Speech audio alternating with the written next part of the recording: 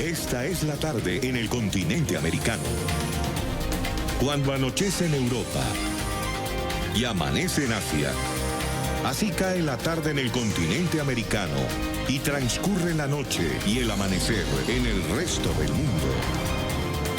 La tarde. ¿Qué tal? Bienvenidos a la tarde de NTN 24. Gracias por acompañarnos, como siempre. A nombre de Idania Chirinos y de este equipo, les doy la bienvenida y los invito a que se comuniquen con nosotros a través de las cuentas de Twitter que aparecen en su pantalla. @la tarde NTN 24, @NTN 24, mi cuenta personal, @Joely Ramírez. Vamos a hacer un rápido repaso por las noticias más importantes hasta el momento. El Grupo de Lima seguirá en sus intentos para la restitución de la democracia en Venezuela.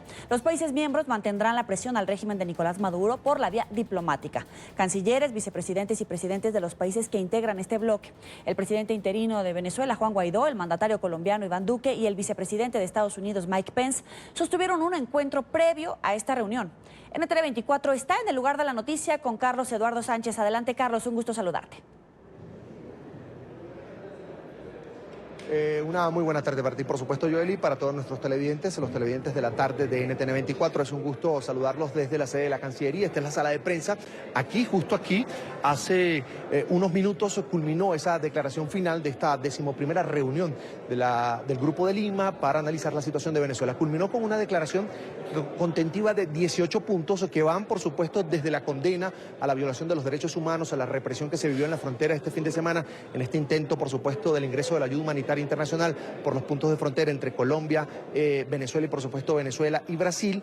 Y pasan también por la solidaridad de este grupo de cancilleres, de este grupo de países con los venezolanos que padecen la crisis ahora mismo. También hablaron de la denuncia como tal a Nicolás Maduro por violador de derechos humanos o por haber reprimido y sobre todo por haber ordenado quemar, en este caso según los cancilleres, medicinas y alimentos en medio de la profunda crisis que vive el país. También hablaron, por supuesto, de llamar la atención, solicitar en este caso a la Corte Penal Internacional que conozca, que investigue lo que está pasando en Venezuela en materia de derechos humanos y un llamado de atención al Consejo Permanente de Derechos Humanos de las Naciones Unidas para que pueda evaluar finalmente la situación de Venezuela. 18 puntos, o por supuesto una jornada larga el día de hoy. Más temprano, cuando se instaló sobre las 11 de la mañana, hora de Bogotá, esta reunión, el presidente interino de Venezuela, Juan Guaidó, tomó la palabra. Fue enfático al señalar que la tiranía está apoderada en este momento en Venezuela y, por supuesto, pidió que se mantenga el apoyo de la comunidad internacional, del grupo de países que integra el Grupo de Lima, a la gestión democrática que lidera su equipo para la restitución de la democracia y para que en Venezuela puedan haber elecciones libres y transparentes. Vamos a escuchar lo que más temprano decía el presidente interino de Venezuela, Juan Guaidó. Y hoy, en Bogotá, en esta cumbre histórica, presidentes, pide honradamente ayuda y cooperación para avanzar en esa presión necesaria que un régimen cree que resistió. Porque ya no hacen actos de gobierno, hablan de resistencia. ¿Resistencia a qué? ¿A la democracia? Se cae el elemento narrativo que utilizaban de bloqueo. Ya vieron y el mundo vio quién bloquea la salida pacífica, la salida democrática en Venezuela. Quedó claramente manifiesto en el mundo, manifiesto en los pueblos que quieren cambio. Pues bien, frente a la tesis que maneja el régimen de Nicolás Maduro de la injerencia militar en Venezuela, de la supuesta agresión que se estaría fraguando desde el Grupo de Lima, apoyado además por gobiernos como el de Estados Unidos, el gobierno de Donald Trump, pues el presidente de Colombia, presidente anfitrión, Iván Duque, puso esta mañana a consideración de los venezolanos y por supuesto de la comunidad internacional lo que él considera es la verdadera situación que se está viviendo ahora mismo en el país, el verdadero dilema que considera el presidente Iván Duque debería analizarse ahora mismo en la región, que es la continuidad de la tiranía, de la dictadura de Maduro, así la calificó él, y el triunfo de la democracia, en este caso de la mano de las propuestas democráticas, libres, transparentes, que le ofrece, según el presidente Iván Duque, el presidente interino de Venezuela, Juan Guaidó, a los venezolanos. Escuchemos. Y creo además que hoy estamos poniendo las cosas en la claridad que merecen.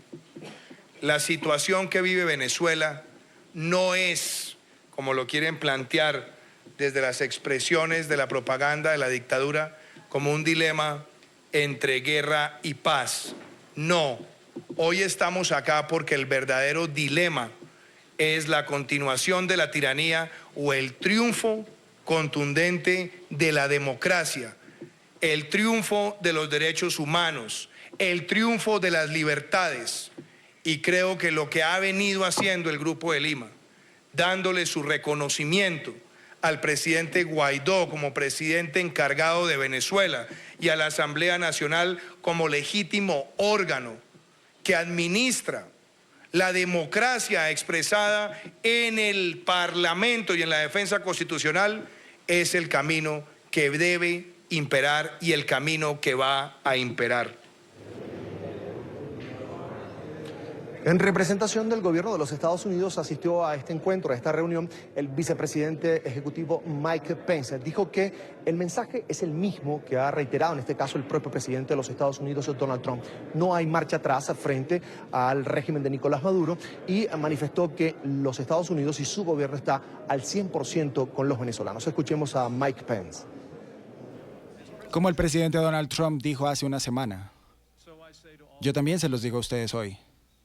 A pesar de la brutalidad de la que el mundo ha sido testigo, un nuevo día está por venir en América Latina, en Venezuela y a lo largo del hemisferio occidental.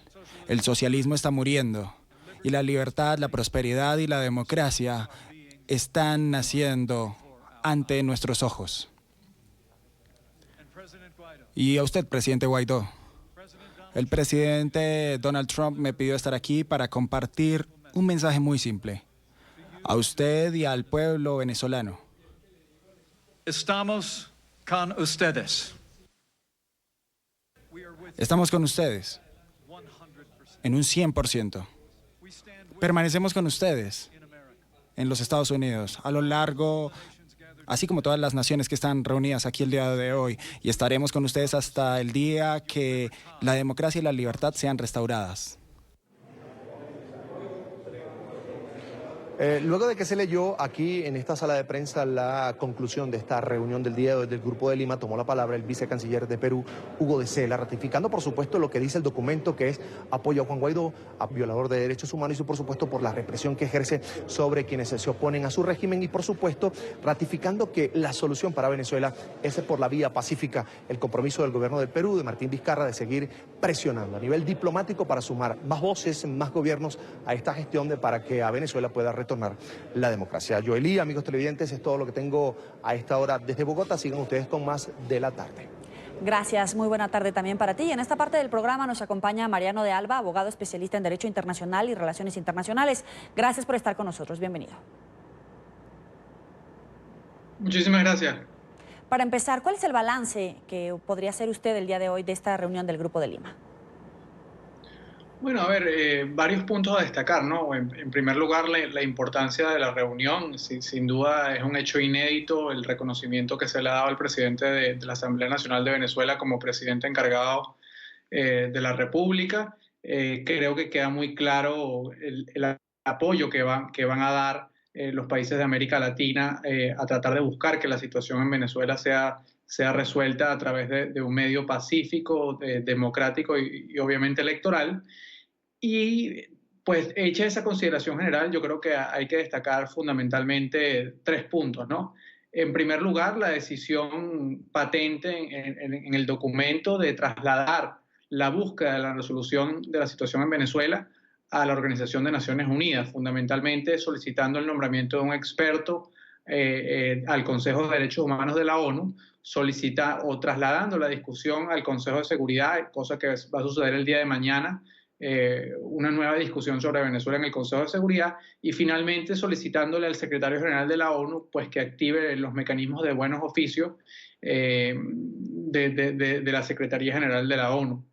Eso por un lado, ¿no? En segundo lugar, la disposición de los países de aumentar mecanismos de presión, y eso pasa pues no solamente para tratar de concretar en la práctica el reconocimiento pues de hecho de los funcionarios designados por Guaidó, sino también otras medidas como por ejemplo expulsión de representantes del régimen de Nicolás Maduro de los distintos países. Y en tercer lugar, creo que quizás el punto que va a recibir más atención pues, es esa ratificación por parte del Grupo de Lima de que la salida tiene que construirse, primero que la tienen que construir los propios venezolanos de forma pacífica, con el uso de una presión diplomática y política y sin el uso de la fuerza. Creo que eso sin duda alguna va a dar mucho de calor en los próximos días. Claro, pero incluso escuchábamos durante el fin de semana a Julio Borges, a Juan Guaidó, escuchábamos a varias vocerías del gobierno de Estados Unidos respecto a poner todas las opciones sobre la mesa, incluso la intervención militar, y hoy escuchamos un discurso mucho más matizado. ¿A qué se debe? Bueno, creo que hubo falta de coordinación, falta de comunicación por parte de Julio Borges, del propio Guaidó. Creo que en Venezuela hay una presión de la ciudadanía muy fuerte a tratar de buscar una salida en el corto plazo, inclusive con una opción militar. Hemos visto también en las últimas horas a funcionarios del gobierno de Estados Unidos pues tratando de hacer muy patente la opción militar con imágenes de otros hechos históricos. Y creo que hoy los 10 países, ¿no? Inclusive la propia Venezuela que suscribió la declaración, pues se pararon muy fuerte en una posición de que el uso de la fuerza no es la vía, de que hay que tratar de redoblar el cerco o la presión diplomática, y eso sin duda alguna pues sorprende, creo yo, o no es la posición, creo yo, deseada primero por Estados Unidos, que siempre ha hecho mucho énfasis en tratar de dejar todas las cartas sobre la mesa, y después en las últimas horas, vistas las declaraciones por parte de representantes del gobierno de Juan Guaidó, donde, bueno, quizás de este último grupo no había un deseo tan claro de una opción militar, pero sí tratar de mantener eso, la amenaza de la opción militar patente en el ambiente, y creo que el día de hoy, pues ante todo el revuelo que se ha formado, los países de América Latina han fijado nuevamente o han ratificado la que ha sido su posición histórica en relación a este conflicto. Pero dejar la opción, la posibilidad de una intervención militar sobre la mesa sin dar un paso más contundente, tal vez un discurso más contundente, incluso tal vez un discurso más coordinado por parte de Juan Guaidó y los miembros del Grupo de Lima, ¿no resulta contraproducente? ¿No parece como si se hubiera desdibujado esta fortaleza de la unidad al interior del Grupo de Lima con Juan Guaidó? Sí, sí es contraproducente. Creo que hay que reconocer que fue un error haber hablado de uso de la fuerza o todas las cartas sobre la mesa sin tener en claro en principio cuál era la posición de los países latinoamericanos. Dicho eso, pues creo que al día de hoy hay dos opciones, ¿no?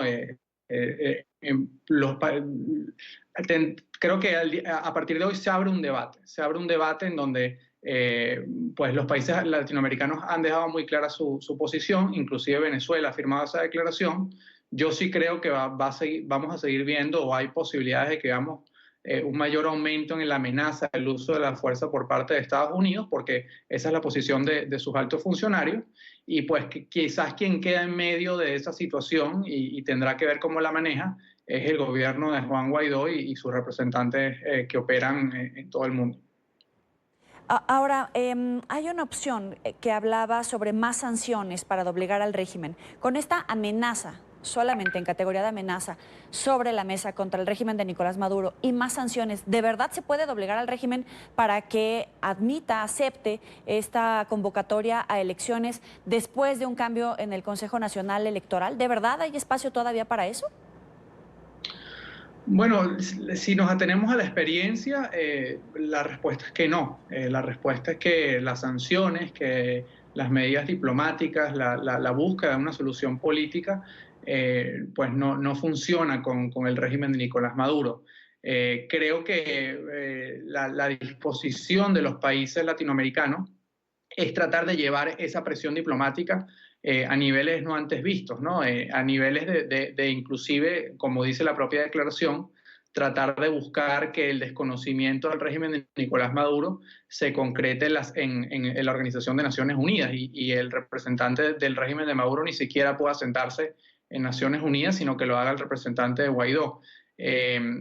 Pues hay que ver, yo creo que también otro punto importante que hay que destacar de la declaración es la vuelta quizás a esa estrategia que ha estado muy patente en el ambiente durante el último mes y medio, que es tratar de convencer a un mayor quiebre en el sector militar, ¿no? Y el énfasis que hacen los países de América Latina en que los venezolanos tienen que continuar organizados, tienen que continuar presionando y que tienen que continuar buscando y exhortando a que las Fuerzas Armadas venezolanas se pongan del lado de la Constitución y abandonen su apoyo al régimen de Nicolás Maduro.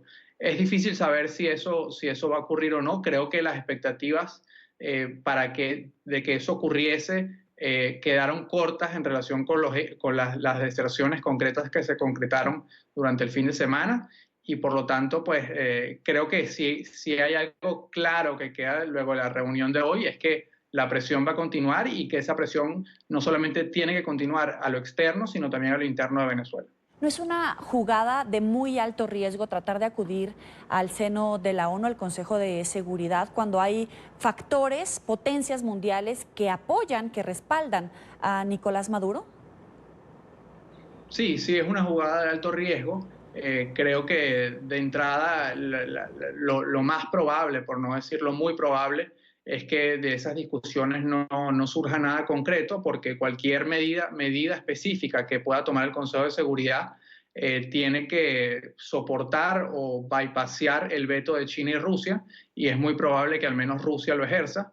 Y además que llevar la declaración a Naciones Unidas tiene un riesgo adicional, ¿no? Y es que países como Rusia y en menor medida China también vean esto como una oportunidad de iniciar o de continuar un juego político en contra de Estados Unidos, y donde pase lo que ha pasado en muchos conflictos a lo largo en todo el mundo durante los últimos años, y es que la ONU se tranca las discusiones, no hay avance concreto, la situación se sigue deteriorando sin que la comunidad internacional pueda hacer nada. Esa es quizás una forma de verlo, o la otra forma que lo ven muchas personas es que el gobierno de Estados Unidos ha decidido llevar la discusión al Consejo de Seguridad de la ONU como parte de una estrategia de cumplir con el último paso, que si no es efectivo, que si se tranca el juego en Naciones Unidas, le permitiría argumentar que trató de agotar todos los mecanismos antes de pasar a una opción de fuerza. Pero repito, creo que la declaración de hoy y el mensaje que ha hecho tan explícito países como, por ejemplo, Perú, le hace bastante difícil o hace poco probable que Estados Unidos inicie una acción militar o el uso de la fuerza, dado que es una opción que no es querida por los países latinoamericanos. Claro, pero entonces, ¿cuál es el camino? Porque parece un despeñadero. Si mañana no logran ese consenso en la ONU, como podemos sacar cuentas, es muy complicado que logre este respaldo. Y al interior del Grupo de Lima tampoco logró este respaldo a la intervención militar. Los países de América Latina tampoco están dispuestos a secundar ese paso. Entonces, ¿hacia dónde lo está llevando Estados Unidos? No sé si de la mano o de manera independiente de la oposición venezolana. Bueno, creo que en primer lugar hay que ser sinceros, ¿no? Y hay que tener claro de que después de hoy lo que sí se vislumbra, pues medianamente claro, y es que la resolución de la crisis venezolana no va a ser en el muy corto plazo, a menos que haya un movimiento importante dentro de las Fuerzas Armadas de Venezuela. Eso es una primera precisión. En segundo, ¿hacia qué escenario nos estamos manejando? Bueno, nos estamos moviendo, en primer lugar, a que los países latinoamericanos se comprometen a través del documento de hoy a ejercer mayor presión diplomática, medidas como las que ya comentábamos antes, expulsar a todos los representantes de los funcionarios del régimen de Maduro de sus países, investigar con mayor esfuerzo los activos y cuentas bancarias frutos de la corrupción en Venezuela que podría haber en esos países, incluyendo Estados Unidos. También solicitar el nombramiento de un experto a la alta comisionada de derechos humanos, al Consejo de Derechos Humanos de la ONU, y son medidas que suman, pero que sin duda alguna no van a resolver el problema, pero que sí van a incomodar y van a llevar a una situación de mayor aislamiento al régimen de Nicolás Maduro. Aislamiento, pero al final el respaldo de la cúpula militar la sigue teniendo Nicolás Maduro. Si bien es cierto, no tiene legitimidad hoy por hoy el régimen madurista, al final tiene a la cúpula militar y con la presencia de Estados Unidos y todas estas jugadas, no es que sume legitimidad al gobierno de Maduro, al régimen de Maduro, pero al final parece que le salen unos puntos a favor del madurismo y no de la oposición. Bueno, creo que el punto a favor del madurismo, quizás el único punto, es que queda claro de que en el corto plazo no van a salir del poder. Ahora, visto desde el punto de la oposición venezolana, creo que el fin de semana también dejó un hecho muy importante y se hizo patente el descontento de las Fuerzas Armadas y se demostró pues, que es posible para miembros de las Fuerzas Armadas retirar su apoyo o desertar y que eso pues y que van a ser recibidos por los brazos abiertos no solamente por parte de la Asamblea Nacional Venezolana, sino también por parte de la comunidad internacional. Entonces, sin duda alguna estamos en un proceso que tiene un camino más largo, que tiene un camino que todavía falta recorrer y que pues, además de la presión internacional, también va a requerir que los venezolanos continúen organizados en Venezuela, continúen haciendo manifiesto del descontento y inicien o continúen esfuerzos concretos para tratar de quebrar el apoyo que tiene el régimen de Nicolás Maduro de las Fuerzas Armadas. Le agradezco a Mariano de Alba, abogado especialista en Derecho Internacional y Relaciones Internacionales, por estos minutos para la tarde de NTN 24. Avanzamos. El Consejo de Seguridad de la ONU tendrá mañana una sesión extraordinaria, ya lo decíamos, para debatir la crisis en Venezuela por petición de Estados Unidos. Por su parte, la Secretaría General de Naciones Unidas condenó la quema de ayuda humanitaria en la frontera colombo-venezolana. Alejandro Rincón tiene la información. Hola, feliz tarde para todos. Durante el transcurso del fin de semana, en medio de los incidentes en la frontera colombo-venezolana, la Organización de Naciones Unidas emitió por lo menos 2 pronunciamientos en donde se afirmó no solo la preocupación del organismo internacional por la tensión en esa región del continente americano, sino en particular por el fallecimiento y también por el gran número de personas que resultó lesionada en medio de esos momentos de tensión del pasado fin de semana. En seguimiento a estas declaraciones, NTN 24 consultó a la Secretaría General del Organismo Internacional por un asunto particular que ha generado enorme controversia: la quema de ayuda humanitaria dispuesta o lista para alcanzar a miles de personas que están afectadas ahora mismo por una grave crisis en territorio venezolano. La siguiente fue la respuesta que obtuvimos directamente del portavoz del secretario general de la ONU. Bueno, como dije, el secretario general se mostró impactado al ver algunos de los eventos en el fin de semana pasado en Venezuela, especialmente por la pérdida de vidas. Es muy importante para él que todas estas circunstancias no se use el uso de la fuerza en contra de los manifestantes. Sabemos que esto no es algo nuevo en la frontera, pero lo que vimos claramente no estamos de acuerdo. Cualquier tipo de quema de ayuda humanitaria no está bien. Y todo esto es condenable, porque creo que aumenta la tensión que hemos visto en la frontera cuando es necesaria para la gente y para un resultado final y continuar la discusión sobre ese tema. En el transcurso de hoy también se ha pronunciado la alta comisionada para los derechos humanos de Naciones Unidas, Michelle Bachelet, quien desde Ginebra no solo reafirmó el sentido de preocupación que tiene ahora el organismo internacional por el aumento de la tensión en la frontera colombo-venezolana, pero en particular por la muerte de civiles y también por el gran número de lesionados en estos incidentes de orden público que trascendieron durante el fin de semana. Adicionalmente, la alta comisionada para derechos humanos de la ONU hizo un llamado a todas las partes que están allí ahora mismo en terreno para que se contengan al máximo y eviten sobre todo el uso de la violencia. Es todo lo que tenemos para ustedes por ahora. Continúen con más en la tarde. Gracias, Alejandro. Muy buena tarde para ti. Avanzamos. Legisladores estadounidenses se alistan para presentar nuevamente una resolución que le otorgue un estatus de protección temporal a miles de venezolanos en la Unión Americana. Esta resolución la lidera el demócrata Bob Menéndez. No obstante, otra legislación para reconocer a Juan Guaidó como presidente legítimo de Venezuela continúa estancada. Emiliana Molina tiene la información. Hola, ¿qué tal? Muy buenas tardes. Pues legisladores desde el Congreso estadounidense aquí en Washington, D.C. han condenado los recientes hechos que se llevaron a cabo en la frontera entre Colombia y Venezuela. Senadores republicanos por Florida, como Marco Rubio y Rick Scott, están de acuerdo con más sanciones a los venezolanos que están en el medio de prevenir la entrada de la ayuda humanitaria, y también está la opción de acción militar sobre la mesa para esos republicanos. Por otro lado, senadores demócratas socialistas como Bernie Sanders se quedan cortos de llamar a Nicolás Maduro dictador.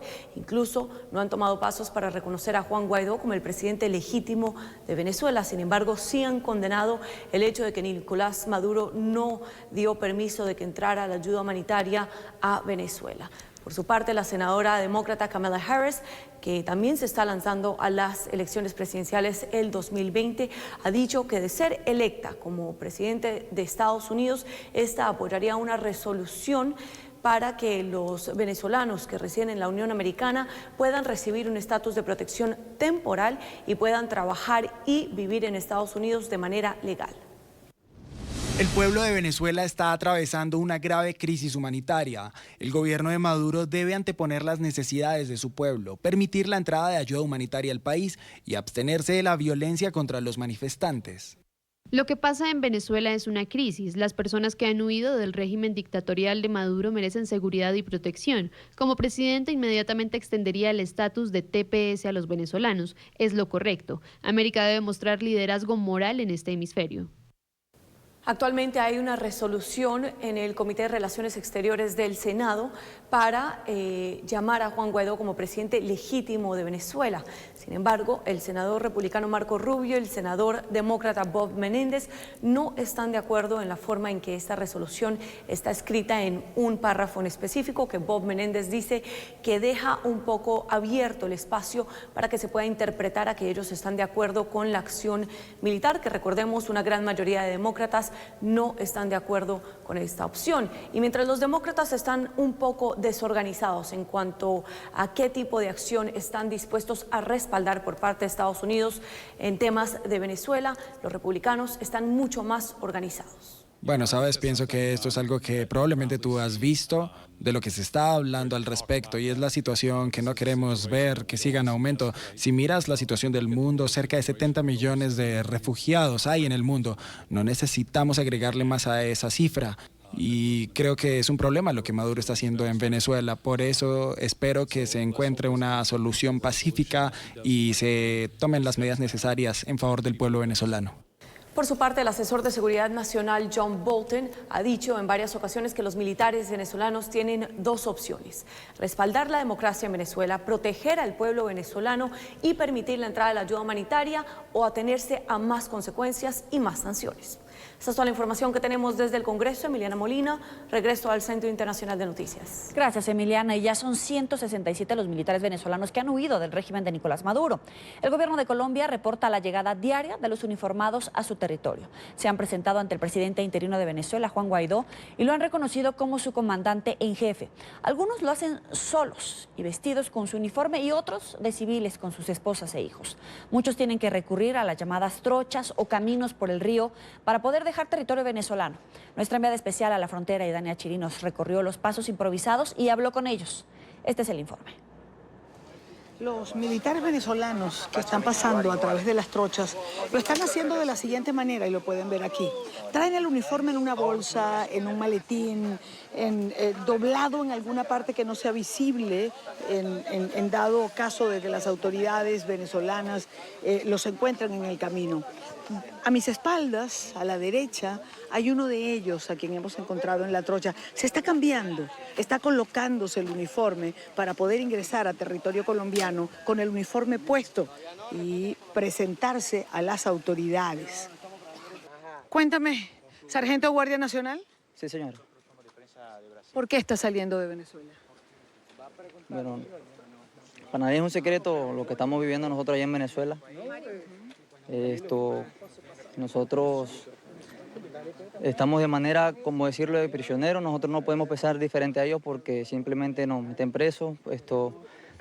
Y bueno, el Venezuela está en un estado muy crítico. No nos alcanza el sueldo para la comida, ni para la familia, ni nada. Entonces queremos un futuro mejor y entonces tomamos la decisión, a pesar de que dejamos nuestras familias allá, mis 2 hijos, mi esposa, mi mamá, mi papá, y bueno, aquí estamos.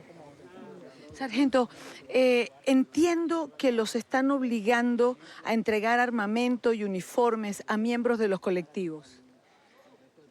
Sí. Bueno, eso es parte de eso. El gobierno ya como ve que las Fuerzas Armadas no están cediendo como tal, están usando todos los medios posibles para seguir en el poder. Entonces no les importa si le dan un uniforme a un colectivo o inclusive hasta un mismo preso y solo porque los apoye. ¿Y qué hacen ustedes? Es decir, ¿se los tienen que entregar sí o sí? ¿Qué hacen? ¿Los sientan? ¿No los sacan a la calle? Con todo el dolor de alma y imagínense, nosotros nos sentimos impotentes porque no podemos hacer nada y el que haga algo es peor porque lo meten preso. Entonces uno está como decir a orden de ellos a toda hora, pues. ¿Este perro que trae con usted? Ese semimoviente canino se llama Rayo. Está entrenado para la búsqueda de sustancias estupefacientes y psicotrópicas, marihuana y cocaína. ¿Cómo hizo para disponer del perro? Mejor dicho, ¿cómo pudo traerlo con usted? ¿No estaba resguardado el canino? Pues el perro pertenece al Estado, pero lo compra uno. Él pertenece al Estado al momento que realiza el curso de antidroga. Pero sin embargo, uno es el que le costea sus medicinas, su comida y todo. Entonces el perro, uno sale de permiso, uno se lleva a su perro y todo eso. Sin embargo, ahorita para traernos el perro prácticamente nos volamos del comando, pues, porque uno no puede venirse para acá. ¿No tiene miedo por su familia, su esposa, sus hijos que los dejó allá, sabiendo que las amenazas son públicas? Ese es el mayor miedo que tenemos todos nosotros. Por eso creo que no ha llegado el cambio allá todavía, por la familia de uno, pues. ¿A qué comando pertenece usted? Yo pertenezco al Comando Nacional Antidroga y pertenezco dentro del Comando Nacional Antidroga a la URIA 21 Táchira. Yo pertenezco aquí al Táchira. Ahora, cuénteme una cosa. ¿Hay muchos como ustedes? Es decir, ¿piensan como ustedes están pensando en pasar la frontera, en ponerse del lado de la Constitución? Pues yo, con los compañeros que yo he hablado y con mis colegas con los que he trabajado, la mayoría, para no decir todo, pero la gran mayoría piensa igual que yo. No sé si piensan en venirse, porque de verdad que hay que tener mucho coraje para venirse por acá, pero todos piensan de la misma manera que nosotros, ya queremos un cambio y pues algunos tienen unas situaciones especiales, entonces el miedo también de salir del país, dejar la familia de aquel lado. Pero sargento, cuando usted dice se necesita coraje, es decir, ¿cuánto dura este tránsito? Usted sale de Venezuela y hasta este punto, ¿cuánto tarda? Pues eso sí no lo sé, eso nada más lo sabe Dios. Yo salgo. Me refiero a tiempo real, media hora, 45 minutos. ¿Para llegar acá? Pues sí, son como 20 minutos. Usted me decía que son 20 minutos. ¿20 minutos que lo llevan a la libertad? Así es, señora, la libertad, con el favor de Dios y la Virgen, venimos hacia la libertad. ¿Vale la pena el riesgo? Sí, claro que lo vale. Estos 20 minutos de tráfico son 20 minutos de temor. De mucho miedo porque no sabemos qué nos puede pasar en plena trocha y no sabemos qué represalias podría tomar contra la familia de nosotros que la dejamos de aquel lado. ¿Qué pasa, sargento Chávez, si lo agarra, por ejemplo, en este trayecto, si lo agarran las autoridades venezolanas? Pues eso sí. Amigo. Bueno, es el momento en que estos dos militares venezolanos, dos más, acaban de pasar una de las trochas hacia el lado colombiano y además veían el momento en que se cambiaban de ropa, porque eso es lo que están haciendo. Traen el uniforme en una bolsita, en un maletín, en algo que no se les haga visible. Y luego, en el camino, en medio de la trocha, se cambian de ropa para ingresar a territorio colombiano, vestidos ya de militares, presentarse, dar su rango y simplemente ponerse a la orden de las autoridades en Colombia. Este es un reporte en la frontera, en la trocha entre Colombia y Venezuela. Y Dania Chirinos. Así, Dania. A las 4:57 en la costa este de Estados Unidos vamos a revisar la agenda informativa del día en los Estados Unidos. El presidente de Estados Unidos, Donald Trump, viaja a Vietnam para su segunda cumbre con el líder de Corea del Norte, Kim Jong-un. Se espera que en el histórico encuentro bilateral que tendrá lugar el 27 y 28 de febrero sea abordado el tema de la desnuclearización y un posible acuerdo de paz entre las dos Coreas. En Washington, Carolina Valladares tiene la información. Adelante. ¿Qué tal? Buenas tardes. Desde Washington fue a las 12:30 del mediodía cuando el presidente Donald Trump tomó ese Air Force One desde la base Andrews y puso rumbo ya a Vietnam, a la capital, a Hanoi. Quien también se encuentra viajando a esta hora es el líder norcoreano, pero lo hace con un medio de transporte muy diferente porque decidió viajar en tren. Por lo tanto, tiene que cruzar China antes de llegar también a Hanoi para poder reunirse con el presidente los días 27 y 28 de este mes de febrero. 37 semanas después de esa primera histórica cumbre en Singapur, se reúnen nuevamente, pero esta vez el escenario es mucho más simbólico porque el lugar elegido, repetimos, es Vietnam, un país que estuvo en guerra durante 20 años con Estados Unidos y que ahora mismo es utilizado, empleado por Twitter, por Donald Trump, como un modelo que podría seguir Corea del Norte. Me reuniré para desayunar con los gobernadores. Después viajaré a Vietnam para una cumbre muy importante con Kim Jong-un. Con una desnuclearización completa, Corea del Norte se convertiría prontamente en una potencia. Sin desnuclearización, más de lo mismo. El líder Kim debe tomar una sabia decisión. Y sobre los temas que van a tratar, desde luego, la desnuclearización de Corea del Norte es el tema principal y también posiblemente se hable sobre un acuerdo de paz entre las dos Coreas. Hay que recordar que las dos Coreas siguen en guerra, aunque firmaron un armisticio en el año 1953. Eso significa que no están abiertamente en conflicto, pero no hay acuerdo de paz, así que se espera con mucha inquietud que ambos líderes salgan de ese encuentro cara a cara proclamando esta paz. Pero ojo, porque los demócratas avisan que para ellos el tema de la desnuclearización es principal y no quieren que Kim Jong-un juegue con los Estados Unidos ni con Donald Trump. Pues bien, yo no sé si es más seguro, quizás pueda ser más de lo mismo, pero mira, cuando se trata de seguridad nacional, creo que todos los estadounidenses tenemos que unirnos y salir juntos. No se trata de demócratas y republicanos. Si el presidente Donald Trump puede sacar esto adelante, bueno, yo estoy de acuerdo, pero no espero ni quiero un acuerdo artificial. Un acuerdo que nos lleve atrás, que no tenga nada. Así que tenemos que ser muy cuidadosos porque Corea del Norte quizás siempre ha tenido este rostro y se ha mostrado así con su programa nuclear, y abandonar un acuerdo creo que no es una opción fácil.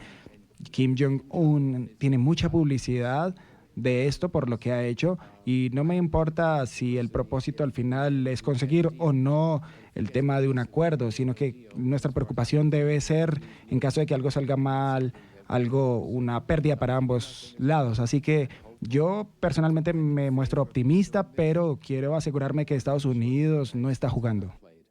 Es la tarde aquí en Washington, ya casi entrada la madrugada en Vietnam, por lo tanto quedan solamente 2 días para saber qué acuerdan tanto Donald Trump como Kim Jong-un en esta segunda e histórica cumbre en la NTN 24. Gracias, Carolina. Y Cuba celebró ayer un referéndum constitucional impulsado por la única formación política que existe en el país, el Partido Comunista. Este proceso podría dar lugar a cambios en la Constitución, pero no va a modificar en ningún caso el sistema de la isla. Más de 8 millones de personas estaban llamadas a las urnas en Miami, capital del exilio cubano. Las organizaciones dan un mensaje unificado de rechazo a esta consulta popular. Paola Serna tiene la información. Adelante. Hola, ¿qué tal? Muy buenas tardes. Pues bien, líderes de diversas organizaciones opositoras, algunas de ellas en el exilio, convocaron hoy a una conferencia de prensa en la que básicamente le piden a la comunidad internacional que no reconozcan estas elecciones que se llevaron a cabo ayer en la isla de Cuba, este referéndum que pretende cambiar ciertas cláusulas de la Constitución de la isla. Básicamente han dicho que desde su organización, por parte de Raúl Castro y los miembros de la Asamblea que no fueron electos de manera libre y democrática, pues este referéndum no tiene ninguna validez para ellos. Han dicho que es inconstitucional y también han denunciado las arbitrariedades en contra de los opositores y las detenciones de cientos de ellos. Toda la reforma constitucional ha sido ilegítima, nació viciada, nació de una comisión del Partido Comunista con diputados de una Asamblea Nacional que los cubanos nunca eligieron en elecciones libres, justas y plurales. El texto constitucional viola las reglas básicas de la democracia, amenaza con el uso de las armas a cualquier cubano que quiera cambiar, o sea, participar en la definición del sistema económico, político y social. El texto es infame y viola los derechos de los cubanos, pero además el proceso ha estado marcado por una serie de irregularidades, un proceso realmente fraudulento donde no se cumplen ninguno de los mínimos exigibles para que un proceso electoral o un proceso de referéndum sea asumido como creíble, como libre, como transparente. No hubo acceso al padrón electoral, no hubo posibilidad de hacer campaña. Hay muchos detenidos y, como bien decía Rosa María, hay de muchas organizaciones, hay muchas personas que se le impidió llegar a la votación y otras personas que inclusive, y ella misma lo publicó y muchas otras medios, inclusive pusieron boletas duplicadas, o sea, una sola persona poniendo varias boletas en una urna. O sea, por todas estas cosas nosotros también como movimiento pedimos que el mundo reconozca como ilegítimo este proceso que acaba de suceder, no solamente el referéndum, sino la constituyente que sale de este referéndum. Varios opositores dentro de la isla lograron documentar el momento exacto a través de fotografías y video en el cual marcaban no en el tarjetón, rechazando este llamado a las urnas, lo cual para los representantes de estas organizaciones en el exilio representa el verdadero cambio que está surgiendo en el pueblo cubano. Desde Miami informó Paola Serna para NTN 24. Gracias por seguir con nosotros en la tarde de NTN 24. Los que se suman a esta segunda parte del programa, los invitamos a que se comuniquen con nosotros a través de las cuentas de Twitter que aparecen en su pantalla. Avanzamos. Aún con la frontera entre Colombia y Venezuela cerrada, son muchas las personas que siguen buscando cualquier vía para escapar de la crisis bajo el régimen de Nicolás Maduro. Desde el fin de semana y tras la resolución violenta en el intento por ingresar la ayuda humanitaria, sigue el éxodo. Y Dania Chirinos conversó con algunos de los ciudadanos en su paso por las llamadas trochas o los caminos irregulares. Este es el informe. Buenos días. ¿Usted es venezolana? Sí. ¿Es primera vez que pasa? Segunda vez. ¿Pero viene solo por el día o porque quiere quedarse? No, vengo solo por el comedor, para darle comida a las niñas. Ok, usted pasa y viene solamente a buscar comida. ¿No hay comida del otro lado? No hay. ¿Por qué insisten en decir que la crisis no existe, que no es verdad, prácticamente que allá tienen todo lo que necesitan? Ah, porque no quieren que la gente sepa la verdad. Ley mordaza, no hay línea, no hay internet, no hay teléfono, no hay nada. Todo está descomunicado, no hay comunicación. Y estos días... Para que la gente no se entere de lo que está pasando. Estos días en que se iba a pasar la ayuda humanitaria, que aquí se realizó un concierto, ¿ha sido muy dura la represión allá? Sí, bastante, muy fuerte. Estuvo muy feo. Vivo ahí detrás de la parte del cementerio en San Antonio. Hubieron muertos, heridos. Todo fue terrible, terrible. ¿Cuál es su nombre? Mi nombre es Rojexi Álvarez. Rojexi, ¿qué edad tienen tus niñas? 3 años y 1 año. ¿Y si no pasan? No comemos. No comemos porque nosotros trabajamos es pasando a este lado a comprar las cosas y no podemos trabajar por el cierre de frontera. Y así como hacemos, tenemos que venir a buscar la comida del comedor para poder sobrevivir. Pero si vienes a buscar la comida del comedor en el cual yo he estado, ¿hacen una sola comida al día? ¿Esa comida? Esa comida y después nos vamos para el otro comedor que queda más abajo, la buscamos, la guardamos y la dejamos para la cena. Eso es el pensado que tenemos que hacer. Gracias, Rojexi. Es la realidad, ¿no? De estos pasos fronterizos, es la realidad de las trochas.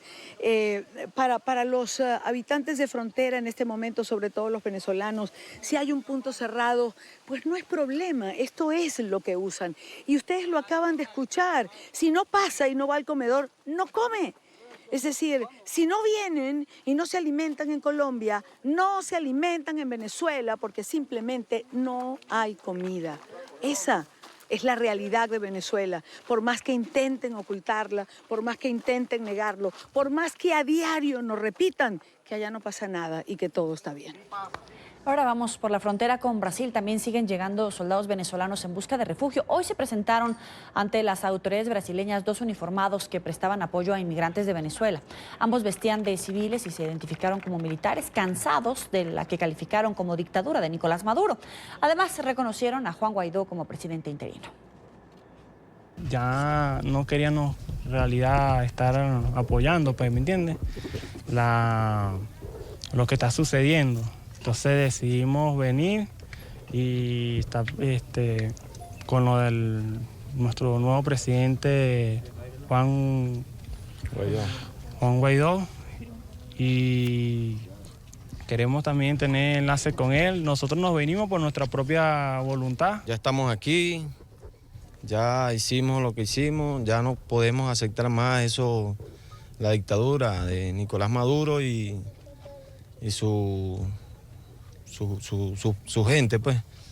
Ya nos cansamos de eso, no podemos seguir en eso. Nosotros somos conscientes de la necesidad que sufre el pueblo venezolano allá en Venezuela. La ONG Foro Penal Venezolano confirmó al menos 4 personas fallecidas y 58 heridos por impacto de bala durante este fin de semana en la frontera. Denunciaron que paramilitares en respaldo al régimen de Nicolás Maduro y efectivos militares dispararon contra la población que defendía el ingreso de la ayuda humanitaria. Daniela Zambrano tiene la información desde Caracas. Adelante, Daniela. Hola, buenas tardes. Aunque ha circulado por redes sociales todo tipo de informaciones con respecto al número de fallecidos, el Foro Penal Venezolano insistió en que solo han podido confirmar 4 en la zona sur con Brasil. Sin embargo, llama la atención el número de heridos, 58 por impactos de bala, tanto en la zona fronteriza por el estado Táchira como en la zona fronteriza con Brasil. Personas que han recibido incluso hasta 5 impactos de bala. Los 4 fallecidos se registraron en el municipio Gran Sabana, frontera sur con Brasil, según confirmó la ONG con personal en la zona. Solo del 23 de febrero, confirmados 3 personas asesinadas. Y del 22 de febrero, 1 persona asesinada. No quisimos confirmarla hasta tener bien claros los nombres, pero esto no quiere decir que no puedan haber más. Alarma la cifra de heridos de gravedad, por lo que no descartan que el número de muertes pueda aumentar con el paso de las horas. El tema es que hubo personas que fueron heridas incluso de 5, 4 disparos. Solamente en el 23 de febrero en Santa Elena de Guairén, de 26 heridos de bala. Estamos hablando solo los heridos de bala. Aquí no estamos incluyendo heridos de perdigones, no estamos incluyendo heridos de armas blancas, ni por objetos contundentes, que hay muchos más. Solo el 22 de febrero, incluyendo los 14 de Cuparamacay y 3 otros en Santa Elena, hubo 17 heridos de bala. Y en San Antonio del Táchira hemos registrado 15 heridos de bala para un total nacional, quiero decir registrado, quiere decir que muy probable hay muchos más, son 58 personas heridas de bala. Las denuncias recogidas por el Foro Penal Venezolano señalan tanto efectivos militares como a civiles armados al margen de la ley de ser los responsables de disparar contra la población. Y son civiles armados, disparando incluso con armas de fuego con pistolas.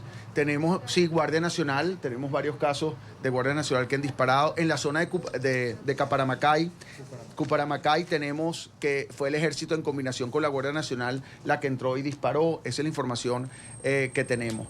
La ONG manifestó especial preocupación por la etnia Pemón. Las comunidades indígenas estarían siendo violentamente asediadas. Se han producido, yo no los llamaría allanamientos, los llamaría irrupciones violentas en las viviendas de ellos, allá en la población de Cumaracapay, pero también el día de ayer, en la noche, a partir de las 8 de la noche, comenzaron irrupciones violentas en viviendas de personas que supuestamente habían participado en manifestaciones en Santa Elena de Guairén. La mayoría de los heridos de gravedad en la frontera sur estarían siendo atendidos en Boavista, Brasil, pues del lado venezolano no se cuentan con los insumos médicos requeridos. Durante este fin de semana también se registraron detenciones, 32 personas detenidas según el Foro Penal Venezolano, lo que elevaría la cifra de presos políticos en Venezuela a 885. Información desde Caracas, Daniela Zambrano para la tarde de NTN 24. Gracias, Daniela. Y vamos a saludar a esta hora a Gonzalo Imiop, vicepresidente del Foro Penal Venezolano. Muy buena tarde, gracias por estar con nosotros. Hola, muy buenas tardes, ¿cómo están? Veíamos en el informe que el Foro Penal confirmaba 4 fallecidos, pero incluso el fin de semana algunos políticos hablaban de una cifra mucho mayor. Se llegó a decir más de 20. ¿Por qué esta diferencia tan importante de cifras?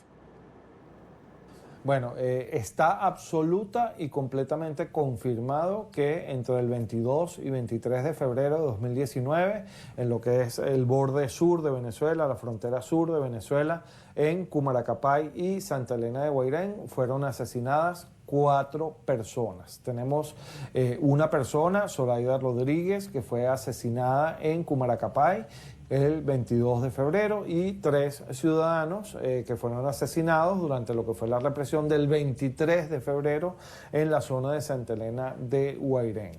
Hemos revisado con nuestro equipo allá en el sitio los hospitales, la morgue, no aparecen hasta este momento otros cadáveres identificados. No quiere decir que no se puedan haber presentado otras situaciones, pero nosotros solo podemos hablar de lo que hemos confirmado directamente.